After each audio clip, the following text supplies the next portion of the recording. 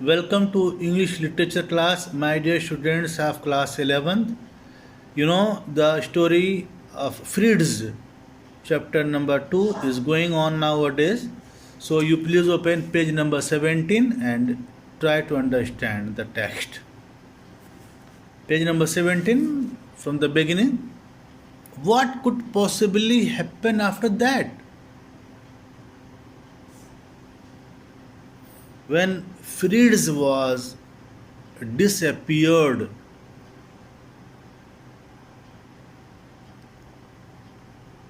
what happened after that? What could possibly happen after that? I arranged his funeral, that's all.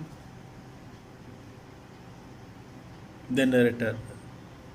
The uh, when the narrator asked what could happen after that, I arranged his funeral, Jayanto said. That's all. Meaning, I buried him under that Devda tree. I buried him, buried Fritz under that Devda tree. I had wanted to make a coffin in which the dead body is kept. I had wanted to make a coffin. Fritz was, after all, a European. But I could find nothing, not even a little box. So, in the end, I buried him just like that. At last, the mystery of the Devda tree was solved. The narrator understood what was the mystery of Devda tree. We went, Jayanto and the narrator, Shankar, went to bed at around 10 p.m. Our room was a large one and our beds had been neatly made. Not being used to doing a lot of walking, I was feeling rather tired after the day's activities, Shankar said. Besides, the bed was very comfortable. I fell asleep barely 10 minutes after hitting the pillow. As soon as I went to the bed, I slept soundly. A slight noise woke me a little later. A slight noise. I turned on my side and found Janto sitting up on his bed. The table lamp by his bed was switched on, and in its light, it was easy to see the look of anxiety on his face. I asked, "What is it? Are you not feeling well?" Instead of answering my question, Jayanto asked me one himself. Do you think this circuit house has got small animals? He asked me question. He did not answer my question. He asked a question from me. Do you think this circuit house has got small animals? I mean, things like cats or mice? I shouldn't be surprised if it does. It may. It may be. Why? What happened? Something walked over my chest. That's what woke me. Rats and mice usually come in through drains, but I have never known them to climb on the bed. This is the second time I have woken up, actually. The first time I had heard a shuffling noise near the window. Oh, if it was near the window. Shuffling means changing. Oh, if it was near the window, it is more likely to be a cat.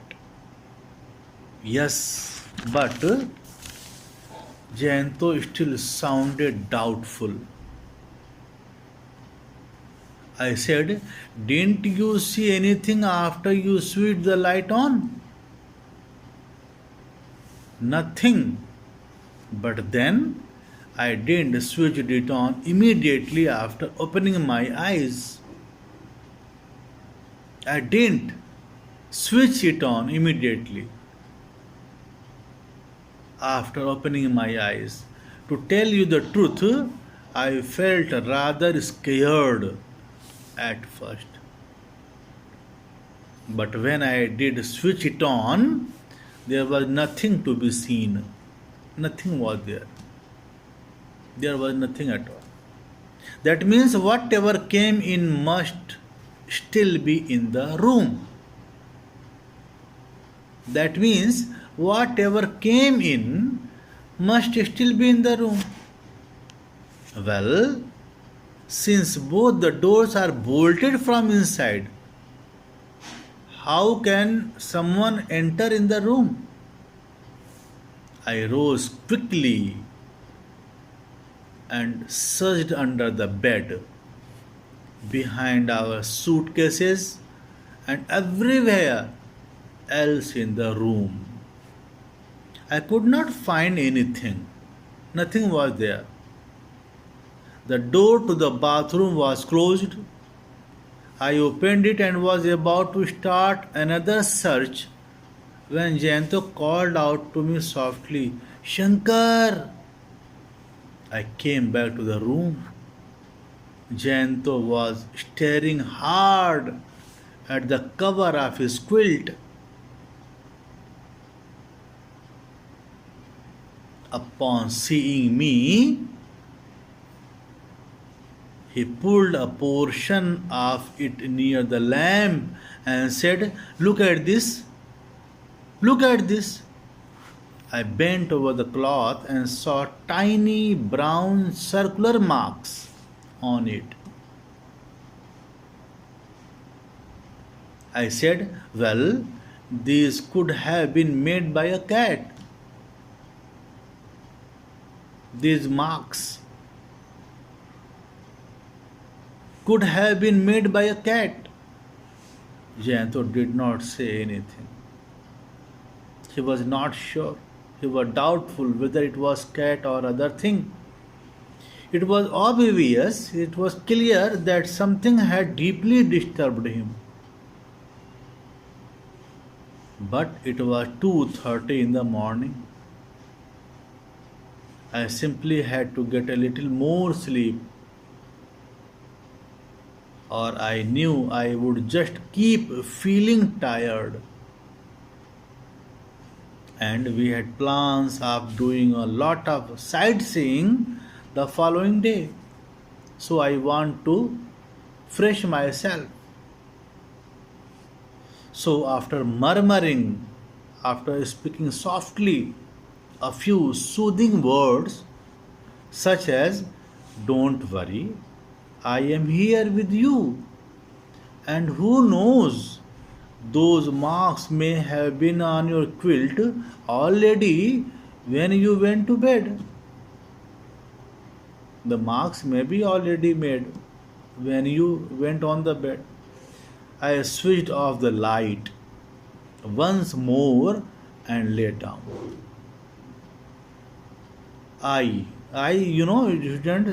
It is clear that I, Shankar, the narrator, I had no doubt that Jayanto had only had a bad dream.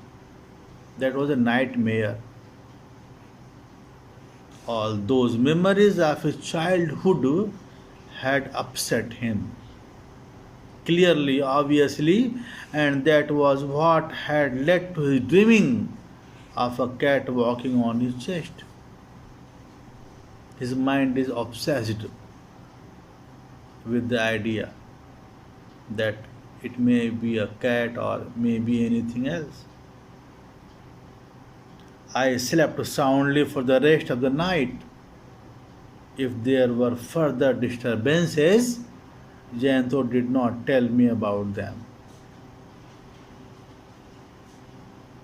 But I could see in the morning that he had not slept well.